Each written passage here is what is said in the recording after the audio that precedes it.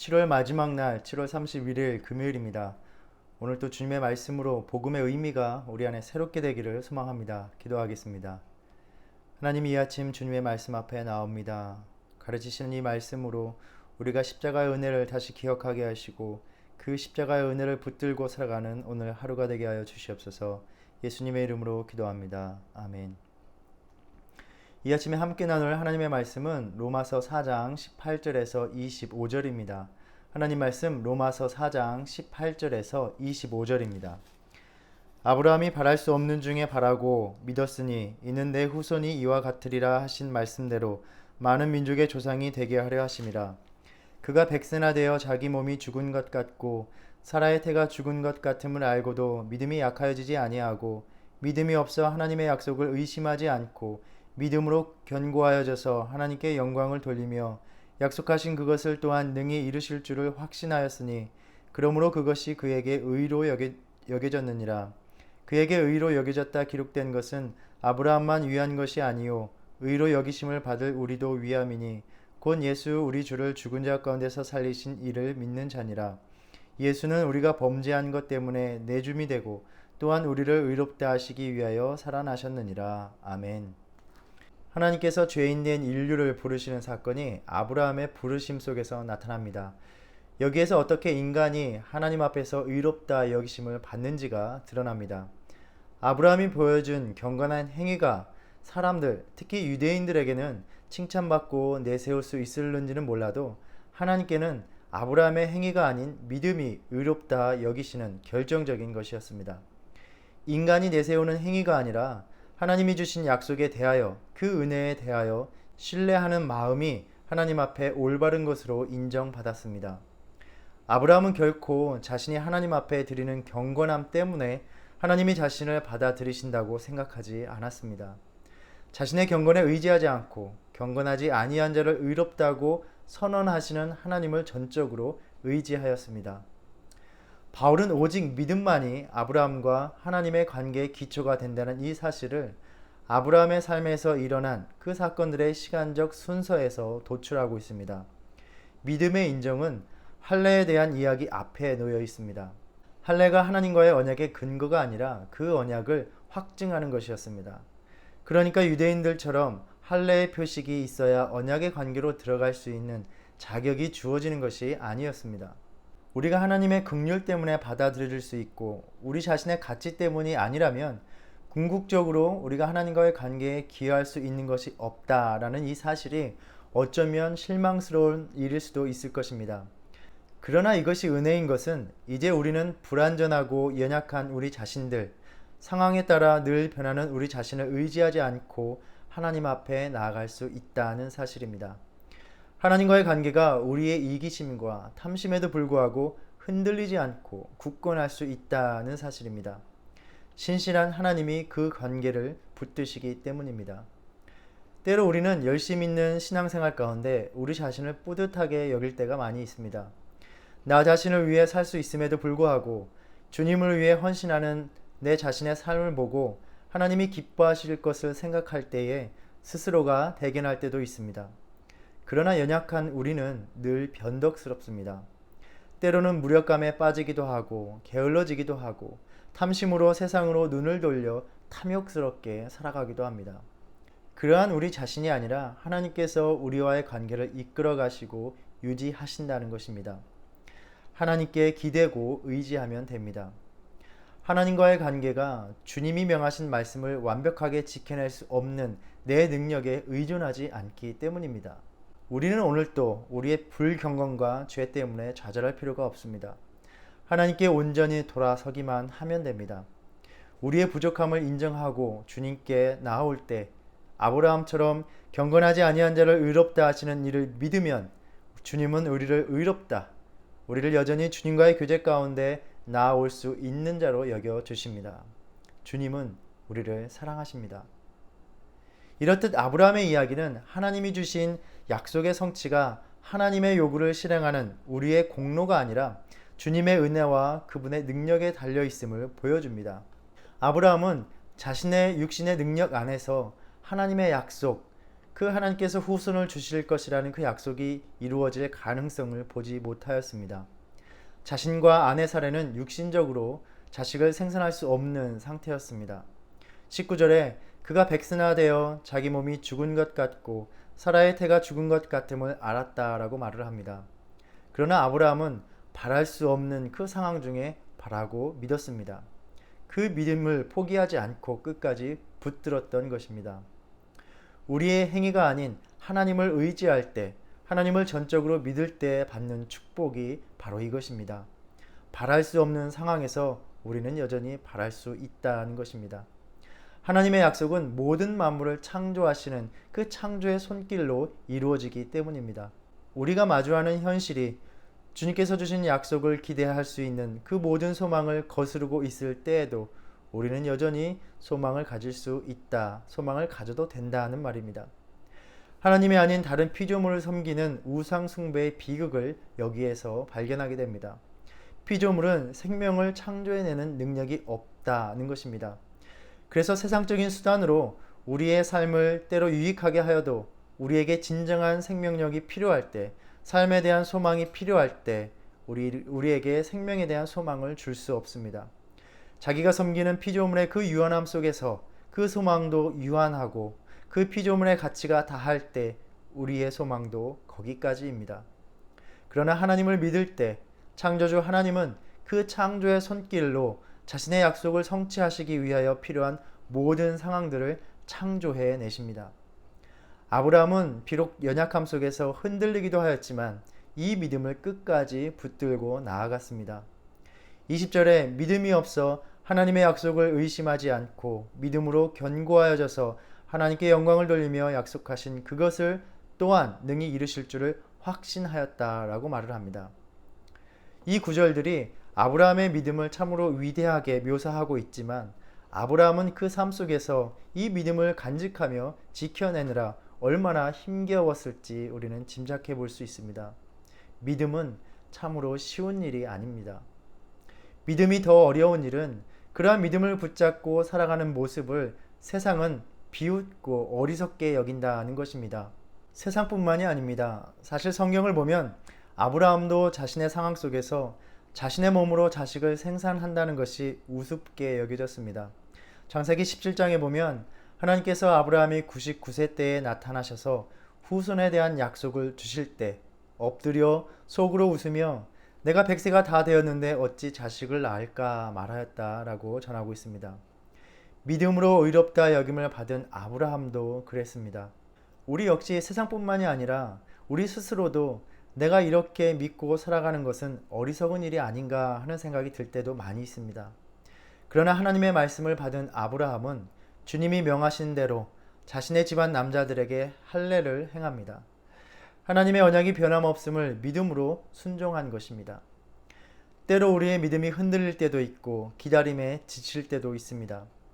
하나님의 약속을 붙들고 살아가는 현실이 답답하기도 하여 조급해질 때도 있습니다. 그래서 하나님이 아닌 내가 대신 일하고 싶은 충동을 느끼기도 합니다. 더 이상 기다리지 못하고 내가 나서기로 결심합니다. 하나님의 약속을 이루기 위하여서라는 그러한 선한 의도를 가지고 그러한 명분으로 내가 애쓰고 노력을 합니다. 그런데 그것이 오히려 정반대의 결과를 낳을 때가 많다는 것입니다. 아브라함도 마찬가지였습니다. 인내하지 못하고 자신의 손으로 상속자를 만들겠다고 생각하고 하갈을 아내로 맞아들였습니다.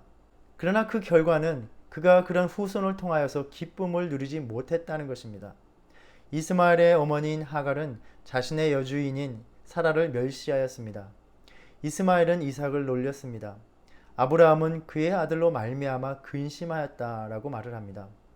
하나님은 이스마엘이 사람들 중에 들나귀 같이 되어 그의 손이 모든 사람을 치겠고 모든 사람의 손이 그를 칠지며 그가 모든 형제와 대항해서 살리라고 말씀하셨습니다. 하나님을 전적으로 신뢰하지 못하여 우리의 조급함으로 행하는 그런 일들의 결과는 언제나 하나님께서 행하실 선한 일들을 지연시키고 방해하는 것을 보게 됩니다. 성경의 이야기 속에서 분명히 우리는 아브라함의 믿음의 연약함을 보기도 합니다. 그러나 오늘 본문에서 하나님은 하나님의 약속을 포기하지 않고 붙들었던 그 아브라함의 믿음을 의로 여겨 주셨습니다. 우리가 만나는 사람들의 속삭임과 세상에서 지지받는 사상과 문화가 하나님의 약속을 비웃고 부정한다 하여도 우리가 그 약속을 성취하시는 분이 우리 자신이 아니라 하나님, 창조를 이루어내시는 분임을 붙들고 나아갈 때 하나님의 선한 목적은 분명히 이루어질 것을 믿습니다. 우리는 지금 바울의 복음의 논의 가운데 하나님의 구원이 율법주의적인 우리의 행위가 아니라 오직 하나님의 신실하심으로써 베풀어졌다는 것, 오직 하나님에 기대어 하나님만 의지하는 믿음이 하나님의 구원의 은혜를 받는 조건이 된다는 것, 그 예가 아브라함의 이야기에서 나타난다는 것을 보고 있습니다. 그러나 단지 과거의 하나의 사례를 보는 것이 목적이 아닙니다. 바울은 이 복음을 접하는 우리에게 아주 중요한 이야기를 말합니다. 하나님께서 아브라함의 믿음을 보신 것은 아브라함만을 위한 것이 아니라 바로 우리를 위함이다 라는 점입니다. 우리가 주님을 믿을 때 주님께서 의롭다 여겨주십니다. 예수님께서 사두개인들과 부활에 대해 논장하시면서 말씀하셨습니다. 나는 아브라함의 하나님이요 이삭의 하나님이요 야곱의 하나님이로라 하신 것을 읽어보지 못하였느냐. 하나님은 죽은 자의 하나님이 아니요 살아있는 자의 하나님이시니라. 하나님이 아브라함에게 베푸신 은혜와 그 은혜를 이루시는 동일한 방법으로 오늘을 살아가는 우리 가운데 역사하신다는 말입니다. 바울의 궁극적인 관심사는 아브라함의 생애에 일어난 사건이 아닙니다. 바로 현재 이 말씀을 읽는 우리의 삶입니다. 하나님은 아브라함의 믿음을 의로 여기셨고 그분의 약속을 이루어 주셨습니다. 하나님은 우리가 이 말씀을 통하여 복음의 사건을 통해 일하신 하나님이 오늘날 우리에게 동일하게 나의 삶 속에서 일하신다는 그 믿음을 갖기를 원하십니다. 우리가 하나님을 신뢰할 때 아브라함과 같이 불가능하고 절망적인 삶에서도 그 약속을 이루어 주실 것입니다. 또 한편으로 하나님은 아브라함과 같이 인내하고 하나님이 그 약속을 이루실 것을 우리가 끝까지 믿기를 원하십니다. 오늘을 살아가는 우리를 위해 들려주는 이 이야기는 아브라함의 부름뿐만이 아닙니다. 더 궁극적인 사건이 예수님께서 이 땅에 오셨고 우리를 위해 죽으신 십자가 사건입니다. 하나님이 죄악으로 점철된 인류 가운데 아브라함을 부르셔서 우리를 다시 그와의 관계로 불러주시는 화해의 역사가 예수님께서 이 땅에 오셔서 십자가를 지신 사건에서 완성되었습니다. 그래서 오늘 본문은 하나님 앞에 의롭다 하심을 얻기 위하여 우리가 무엇을 믿어야 되는지를 말해줍니다. 곧 예수 우리 주를 죽은 자 가운데서 살리신 이를 믿는 자니라. 즉 우리가 하나님을 믿는다는 것은 하나님께서 우리를 의롭다 하시기 위하여 하나님께서 우리를 하나님과의 관계로 다시 부르시기 위해서 하신 일이 바로 예수님을 보내신 일임을 믿는 것입니다. 예수님이 우리를 의롭다 하시기 위해서 죽으시고 살아나셨습니다. 하나님이 행하신 이 일을 우리가 받아들이는 것, 즉 예수님의 십자가를 전적으로 의지하는 것이 하나님이 우리를 의롭게 여기시는 믿음입니다. 이 말은 하나님이 예수 그리스도를 통하여 우리와 화해하셨다는 의미입니다. 골로새서 1장 20절에서 바울은 말합니다. 그의 십자가의 피로 화평을 이루사 만물 곧 땅에 있는 것들이나 하늘에 있는 것들이 그로 말미암아 자기와 화목하게 되기를 기뻐하심이라. 여기에서 우리가 분명히 짚고 넘어가야 될 것은 예수님 이외에 하나님과 화해하는 다른 방법이 있는가 하는 것입니다. 답은 없다입니다. 갈라디아서 2장 16절에서 바울은 말합니다. 사람이 의롭게 되는 것은 율법의 행위로 말미암음이 아니요 오직 예수 그리스도를 믿음으로 말미암는 줄 알므로. 사도행전 4장 12절에서 베드로는 성령 충만하여 말하였습니다. 다른 이로서는 구원을 받을 수 없나니 천하 사람 중에 구원을 받을 만한 다른 이름을 우리에게 주신 일이 없음이라. 여기에서 우리가 복음의 의미를 다시 분명하게 생각해 보기 원합니다. 우리가 예수님으로 말미암아 하나님과 화해하였다는 내용이 담겨 있으면 그것이 복음이냐? 아닙니다. 예수 그리스도의 십자가를 포함시키기만 하면 복음이 되는 것이 아닙니다. 즉 복음은 예수 그리스도의 십자가만 담아야 합니다. 하나님이 예수님 이외에 다른 무엇을 우리에게 더하지 않으셨습니다. 오늘날 우리 신앙인들이 범하는 실수는 예수 그리스도의 십자가를 축소하거나 감하는 것이 아니라 그 십자가에 자꾸 무언가를 보태려고 하는 데서 비롯된다고 생각합니다. 생명의 삶에 실린 한 에세이에서 그리스도 없는 기독교라는 책에 남긴 한 구절을 소개합니다. 그리스도에 무엇을 더하면 예수 없는 기독교가 될 뿐이다. 지금의 나의 신앙 속에, 믿음 속에 예수 그리스도만 있습니까? 그분으로 채워야 할 나의 신앙에 부수적인 것들이 많이 들어와 있지는 않습니까? 하나님께서 인정하시는 믿음뿐만이 아니라 사람들의 인정과 칭찬을 더하려 하지는 않습니까? 예수님과의 교제에 사람들과의 친밀함과 관계를 더하고 있지는 않습니까? 하나님을 찬양하는 예배의 삶에 사람들의 활동 속에서 누리는 즐거움을 담으려고는 하지 않습니까? 예수 그리스도의 십자가 이외에 다른 것들을 우리의 신앙에 더하게 될 때 어느 순간 십자가의 우선순위가 다른 것과 뒤섞이기 시작합니다. 우리는 여전히 십자가를 믿고 있지만 그것이 우선순위가 아닌 삶을 살게 됩니다. 그래서 교회 생활을 하면서도 예배가 먼저가 아닙니다. 다른 많은 활동들이 더 우선시되는 것을 우리는 많이 보게 됩니다. 하나님은 우리의 믿음을 보시고 우리를 의롭다 여기십니다. 우리의 믿음에는 오직 그리스도의 십자가만을 담기를 원하십니다. 오직 십자가만을 의지하여 살아가기를 원하십니다. 그 믿음을 회복하여 주님께 나아갈 때 아브라함에게 역사하신 것처럼 바랄 수 없는 현실 속에서 새로운 것을 창조하시는 주님의 능력에 우리는 소망을 품을 수 있습니다. 우리가 오늘 이 말씀을 묵상하면서 내 안에 복음이 혼탁하여지지는 않았는지를 돌아보면서 나의 나된 것은 오직 주님의 십자가 은혜임을 다시 고백하는 하루가 되기를 소망합니다. 기도하겠습니다.